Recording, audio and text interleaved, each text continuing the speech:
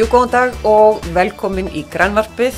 Myndverið vel skipað hjá okkur, sannarlega þessu sinni. Hingað kominn Finnur Beck, framkvæmdastjóri Samorku, velkomin. Takk hérlega. Og til hamingju með 30-afmælið. Takk fyrir, ekki mitt samt. Nei, ég bara beið eftir að þú myndir segja það sko. Samorka náttúrulega fagnaði, 30-afmælinu í gær. Komum aðeins betur á því og eftir.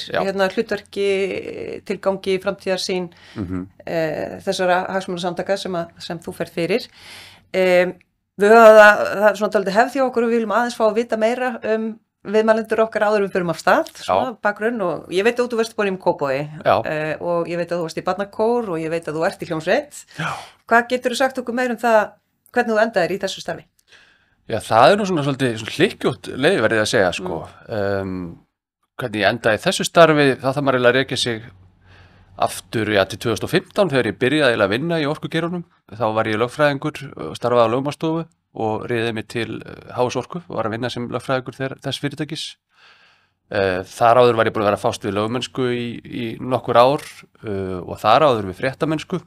Ég er með bæði lögfræðimenntun og stjórnmálafræðimenntun sem er afskaplega góður grunnur fyrir þetta starf. Ég með að fær svolítið að fást við allt það sem manni þykir skemmtilegt og hefur lært.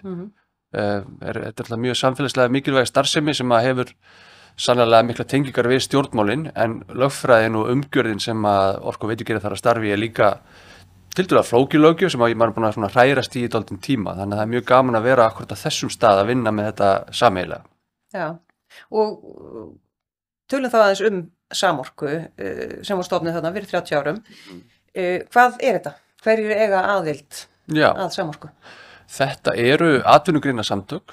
Samorka er hluti af samtökum atvinnulífsins. Við erum í húsi atvinnulífsins og innan okkar raða eru fjölbreyttir aðilar sem eru í rekstri á einhvers konar innviðum.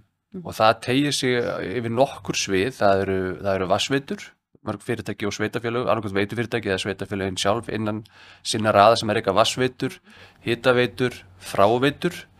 Eitthvað sem kannski ekki mikið talað en er alveg gríðarlega þýðingarmiklir innviðir í samfélaginu og sem birtast ekki sjálfu sér, starfa innan ákveðnar umgerðar sem við erum stöðugt að skoða og raunar vorum að fjalla það á fundunum okkar, ársfundunum í gær, að það er í mörgu tilfellum komið tími á endurnýjun þessara kerfa og við höfum hingað til, var þetta þessi kerfi kannski að því þau lifa lengi, vera að njóta, en það er svolítið komið að þeim sem að nú fara með rekstur þessara kerfa að hugsa þau upp á nýtt og endurnýja og þá þarf að gæta svo mörgum hlutum, það eru nýjar umhverfiskröfur, það er tækni til þess að nýta hlutina betur, stýra þeim betur, fara betur með og auðvitað auknar umhverfiskröfur sem að þarf að sinna og þá er áskorunin eins og kannski líka í orkugeiranum, raforkugeiranum sem við ræðum á eftir að sjá fyrir samfélagi, hvernig mun að þróast, hvernig mun okkur fjölga, hvar verður vöxturinn, þannig að það er gríðarlega spennandi. Þetta er getur bara sagt eiginlega svona helmingurinn af því sem að fellur undir hjá okkur og svo er það raforkukerfi, græna orkukerfi okkar sem er allt undir innan Samorku, þannig að við erum með fyrirtæki sem er að keppa á samkeppnismarkaði í framleiðslu og sölu á rafmagni, raunar með nokkuð að auka aðilum sem er að vinna í geirum sem eru tengdir raforkuframleiðslunni eða raforkukerfinu og svo eru innan okkar aðal líka dreifiveitur sem að dreifa rafmagninu heim til fólks og fyrirtækja og Landsnet sem er með flutningskerfið. Þannig að þetta er gríðarlega fjölþætt starfsemi. En það eru rauðir þræðir samt í þessu sem að sameina þessa aðila. Þeir þurfa að eiga sér eitthvað vettvang þar sem hægt að miðla fróðleik og þekkingu og vera með ráðstefnur og fólk hittist til þess að læra hvert af öðru. Það þarf líka að vera að móta stefnu og svona koma með tillögur að úrbótum til þess að tala við stjórnvöld. Það þarf líka að eiga í samtali við sveitafélög og bara samfélagið allt öll þessi svið. Þannig að það er mjög margt sem að fellur þarna undir og við viljum vera svona jákvæður og uppbyggilegur samstarfsaðili við stjórnvöld. En sko, allt það sem hún nefnir, sannarlega er þetta allt eitthvað sem að ekkert okkar geti hugsað sér að vera án og er svona grundvöllur, hvað maður að segja, ákveðna bara lífsgæða og velmögunar á landinu. En þetta er líka mjög vítt svið og það hljóta líka að vera ólíkir hagsmunir sem þarna rekast á þeirri mismunandi fyrirtæki, mismunandi rekstrarform, mismunandi eignarhald. Hvernig gengur að samræma bara málflutningin? Það gengur bara mjög vel myndi ég segja, sko. Það er þarna þannig að fyrirtæki eru svona mestmegnis að fjalla og koma að málefni sem að tengjast beint þeirra sviði og það eru svona fagráð og málefni hópar sem að stundum taka fyrir ákveðin verkefni og þá einbytta sér að sinni umgjörð og vissulega er það þannig að sko þetta hefur verið að þróast mjög hratt og það er mikilvægt að geirin geti tala einni röddu grundvallaratriði sem eru til þess fallin að bæta umgjörðina í starfseminni. Þannig að það er bara hluti því sem að við, svo sem eins og önnur samtök líka sem eru með ólíka samsetningu þurfa að fást við og ég myndi segja að það hafi ekki vel. Ég tók eftir því til dæmis í þeirri umræðu sem hefur verið raforkuöryggi og verið í raun að bera ábyrgð á því að þá fannst mörgum óþægilegt hvaða heyrðust margs konar raddir og fólk virtist ósamála innan geira sem að reyndist nú kannski ekki vera djúpstafur ágreiningur og virtist vera, en það ég tekka svona sem dæmi þar sem að þarf einhvern veginn að koma sér saman hlutina gerir ég ráð fyrir. Já, og er það þá til hlutverk að einhverju leyti að koma því til leiðar? Sko, það ég rauninni, sko, þú nefnir þetta dæmi sem að kannski það sem að voru nokkuð góðu skoðanaskipti bara á milli svona settar fram skoðanir að hálfu ólíkra aðila sem á sama markaði. Það er líka bara alveg eðlilegt á samkeppnismarkaði. Það er bara þekkist að mörgum sviðum að fyrirtæki geta haft ólíka skoðanir og í sumum tilfellum er það þannig og það getur bara verið hollt, en ég held að almennt síðan ef nú tekist að því að við erum líka bara svolítið að horfa til þess sem best hefur tekist erlendis frá, við erum líka að horfa til aðstæðnana á Íslandi að reyna að setja frá stefnu sem við teljum vera heppilega fyrir Ísland, en ef aðilar eru ósammála þá eru við bara frjálsi skoðuna sinna og við getum ekki, og það er ekki markmið að stilla aðila einhvern veginn saman og svo gerum við náttúrulega alveg skýran greinarmun á því sem er kannski vert að taka fram að auðvitað geta sko aðalega sem eru í sérleyfisstarfsemi sem ekki að keppa átt í töluvert miklum samskiptum en þegar kemur atriðin sem varða markaðinn eða einhver atriði sem gætu verið talin hafa áhrif á markað eða uppbyggingu þeirra eða verði eitthvað slúst, þá verðum við að draga línuna og megum ekkert fjall það frekar en önnur fyrirtæki sem eru í samtökum sem eru í samkeppnisrekstri. En ég tók eftir á fundinum í gær, var náttúrulega heilmikið talað innviðaskuld og gott að það var þetta ekki bara orð ársins eða eitthvað, það var minnst mikið rætt innviðaskuldir núna undanfarið og það var ný ríkisstjórn að taka við fyrir skömmu og með við stjórnarsáttmálann og svona það hvernig nýr ráðherra málaflokksins talar að það mætti ætla að þau ætli sér mikið og miklar breytingar. 4 ára náttúrulega stuttur tími í sjálfur sér í orkugeiranum að það verið að skipuleggja alltaf mjög langt fram í tíman en ef þú ættir að forgangsraða með einhverjum hætti að þetta búið að boða mörg frumvörp margt sem að lítur að því sem heyrir undir Samorku hvað er mikilvægast að laga, breyta, bæta í málaflokknum? Sko, ef við kemum að því aðeins seinna þá held ég að sé satt mikilvægt að við horfum á það að það felst í því ákveðin árangur myndi ég segja að núna séu stjórnvöld komin á þennan stað og það hefur tekið dálítinn tíma og ég vil meina að orku- og veitugeirinn hafi staðið sér mjög vel í því, kannski bara því að það er fólk sem hefur eitthvað gleggsta innsýn inn í stöðuna, hvað þurfi til þekkingu á samfélaginu og öllum þeim tækifærum og viðskiptaþróun sem er þann úti búin að lýsa áhyggjum sínum sko í áraraðir, draga fram skýrslur, útreikninga, reyna að benda stjórnvöldum á að fara í betri greiningar að hálfu þeirra aðila sem geta gert slíka greiningar fyrir stjórnvöld segi ég og nokkurt skeið hefur við bara valla sko skrifa greina og skrifa bara orku- og veitumál eru efnahagsmál. Og ég held að það hefur nú svona loksins kannski farið að ná eyrum stjórnmáluna samhliða því að fólk og fyrirtæki fóru bara aðeins að finna fyrir því að skynja það að það var að þrengja dálítið mikið í okkar kerfi meðal annars vegna þess að stjórnsýslan hefur verið það þungi vöfum stjórnmál og stjórnsýsla hafa svolítið svo maður sletti bara strögglað við þetta verkefni að taka ákvarðanir. Mikið verið talað leyfisveitingaferli og allt það. Alveg klárlega og ég held að sko það sem að hefur líka gerst núna sem að ég held að sé kostur er að ég skynni allavega hjá stjórnvöld líka bara skilning á því að þetta er stór geiri, við áttum samtal við forsvarsmenn úr ríkisstjórninni í gær og maður fann alveg skýrt bara eiginlega ákall frá þeim haldið áfram, gefist ekki, við vitum að við þurfum að laga eitthvað en við gerum ekkert án öflugs orku og veitugera þannig að haldið áfram með verkefninu og við ætlum að gera úrbætur og úrbæturnar helstar sem að þyrfti að gera væri að stytta ferla, gera það fyrirsjálegri, einfaldari þannig að sko góð verkefni geti hlotið framgang. það er stundum einhvern veginn í umræðinu sem þetta flækist allt saman og jafnvel einhvern veginn látið að því að liggja þeir sem tali fyrir aukinu orkuöflun vilji bara ráðast í allt eða gefa þetta alveg frjálst, það er alls ekki þannig og það birtist meðal annars í því líka að við tölum mjög skýrt fyrir að stjórnsýsluna þurfa að efla, hún þarf að stækka til þess að takast á við alla þessa stjórnsýslu sem fylgir mjög stórum verkefnum sem eru framundan í sérstaklega í orkusviðinu en ekki síður núna eins og við vorum að rekja í gær að það þarf að fjárfesta mjög verulega í margs konar öðrum innviðum og í þessu sambandi get ég nefnt að við kynntum í gær niðurstöður könnunar sem að við gerðum á meðal félagsmanna vænta eða áætlaða fjárfestingar næstu 5 árin 480 milljarðar. Já.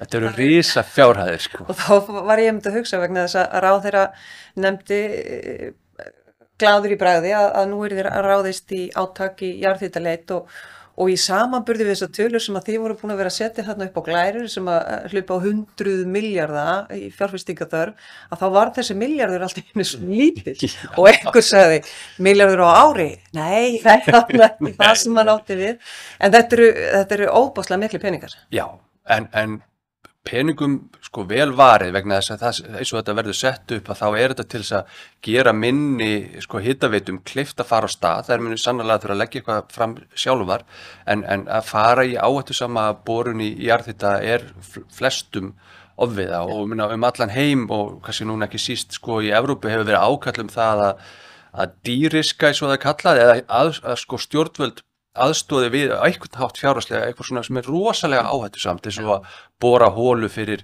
500 milljónir til sko 1000 milljónir og vilt ekki hvort að þú fáir vatni. En ef það gefur þá líka eins og var rakið ágætlega hjá umhverfis- og orku- og loftslagsráðherra þá er ávinningurinn mjög mikill, þá var þetta að fara að kynda húsin með beinni nýtingu vatni sem kemur úr jörðinni og það gleymist kannski líka að við það sko losnar raforku í raforkukerfinu sem er mjög gott að fá inn þannig að þetta er til bóta og eitthvað sem var að gera hratt og bara við fögnum því.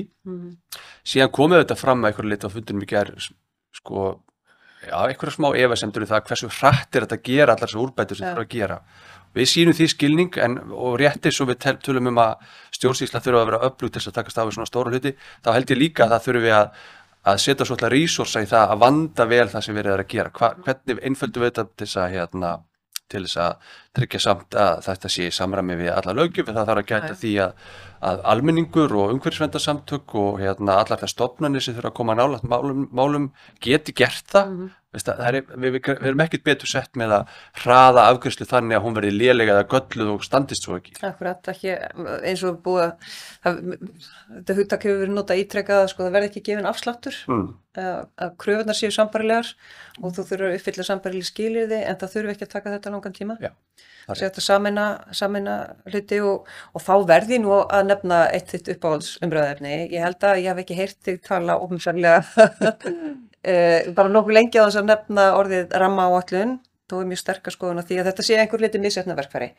Það er að segja að þetta í rauninni hafi ekki skilað svona þeim gufuga tilgangi sem að lagt var upp með. Hvað telur þú að taka við? Sko, Samorka hefur reynað sko þróa tillögu sem að myndi uppfylla það sem að við teljum að þyrfti að vera til staðar sem hefur verið til að svo kallar orkuþróunarskipulag og þá er það í grunninn bara skipulag sem að styðst við alls konar stjórnsýslu sem er þegar til staðar og ég held að fólk kannski átti sig ekki alltaf á því og það er kannski ástæða fyrir því að við þreytist ekki á að tala um þetta að rammaáætlun er eins og hann er á Íslandi í dag bara á sér ekki hliðstæður neinstaðar annar staðar svo við vitum til. Hún er í rauninni sett framan við alla stjórnsýslu sem er mjög sambærileg við það sem gerist í Evrópu þar sem að öll verkefni þurfa að fara í gegnum umhverfismat, það þarf að vera í gegnum skipulag, allt samráð við samfélag og grundvelli skipulagslagana.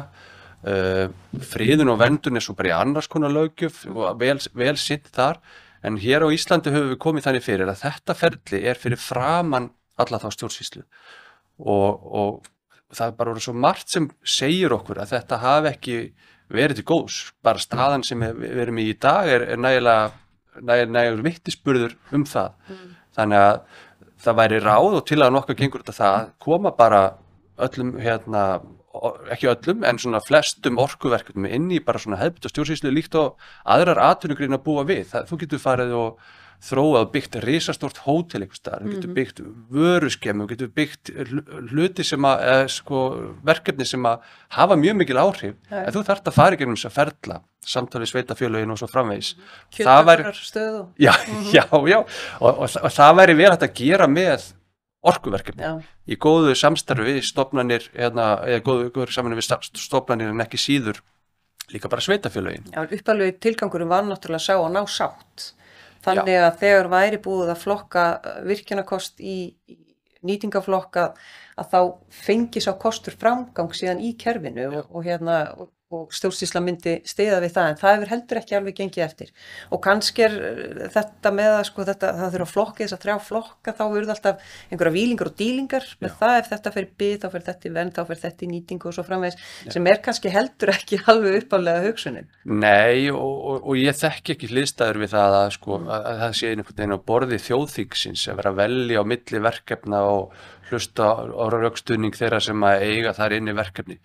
Og það mætti sumilítið segja að það væri eitthvað svona forréttindi blinda hjá okkur Íslendingum að halda að þetta geti bara verið svona. Verkefni stjórnmálamanna í Evrópu í það minnsta oftar en ekki hvað þurfa að leggja til mikið á opinberu fé til þess að geta greitt götu orkuverkefna, grænna orkuverkefna.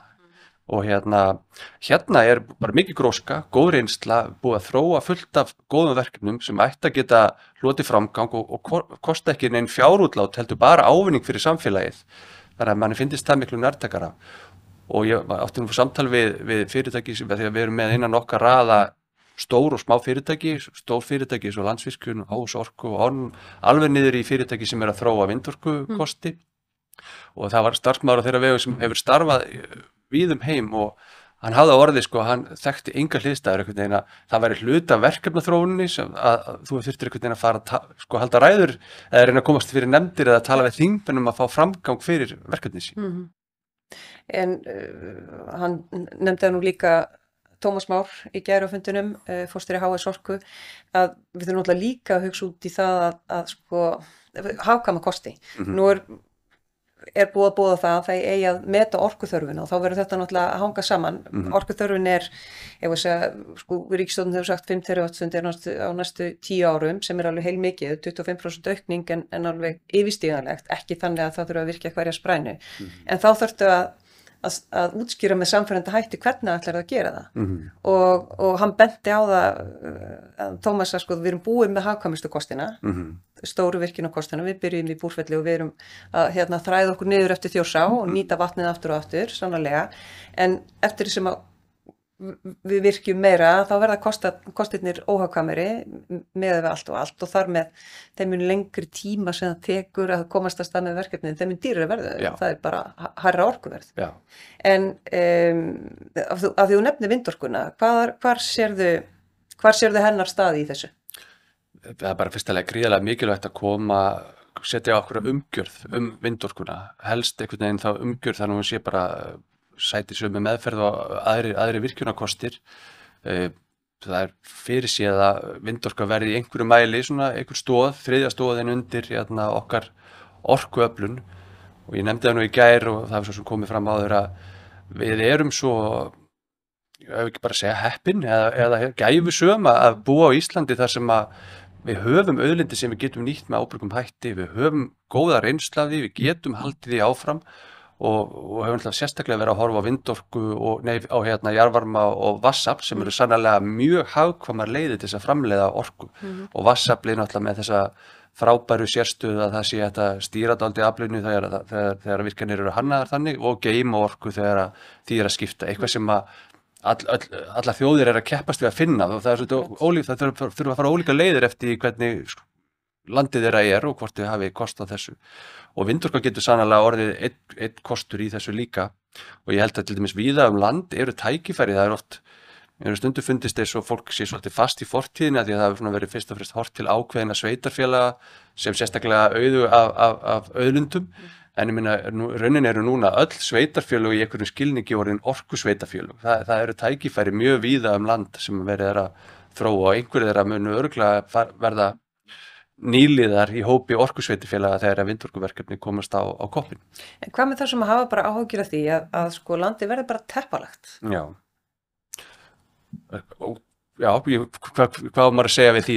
Það er svo, fyrir mér er það svo fjarlægur möguleiki, sko, bara fyrir það fyrsta að, sko, hver myndi reisa vindorkuver ef það er ekki þörf fyrir orkuna, sko. Það kostar gríðarlega fjármuni að reisa slíkt ver og þú kemst ekkert áfram með það nema það sé búið að ganga frá einhverjum orkusölusamningum við eitthvað sem er þá væntanlega uppbyggilegt í samfélaginu. En þú þarft líka jöfnunarorkuna á móti náttúrulega? Já, svo þarf að vinna með það og það er markaðar minn finna út úr því í einhverju samspili fyrirtækjana. Svo held ég líka bara að það eru verkefni sem eru komin víða á stað það sem er gott og uppbyggilegt samtal við sveitarfélög. Önnur verkefni verða kannski ekki ofan á að því að það er næst ekki að klára skipulagsvinnuna. Þannig að þetta samtal skiptir bara miklu máli. Við höfum líka talað fyrir því að sveitarfélögin hafa verið með ákveð ákallum að fá einhvern stærri hluta af tekjum sem verða til við orkuöflun og þetta skiptir máli varðandi vindorkuna og stjórnvöld segjast vera með vinnu í gangi og byggja á fyrri vinnu það hvernig megi tryggja tekjur til sveitarfélaga og við höfum sjálfur sér bara stutt það svo fremi sem að það verður ekki farið fram úr sér og tekin öll hagkvæmni út úr verkefnum, þá munið þið heldur aldrei fara á stað. Nei, einmitt. Það er þetta gullna jafnvægi sem það þarf að finna þarna. Já. Eitt sem ég langar að nefna líka í lokin af því að núna í maí þá verður fagþing samorku svokallað haldið á Akureyri, þing sem er haldið á 3 ára fresti, hljómar sem mikil nördasamkoma, en þær eru nú yfirleitt skemmtilegar og spennandi. Geturðu sagt okkur hvað verður bara í brennidepli, hvað fer þarna fram?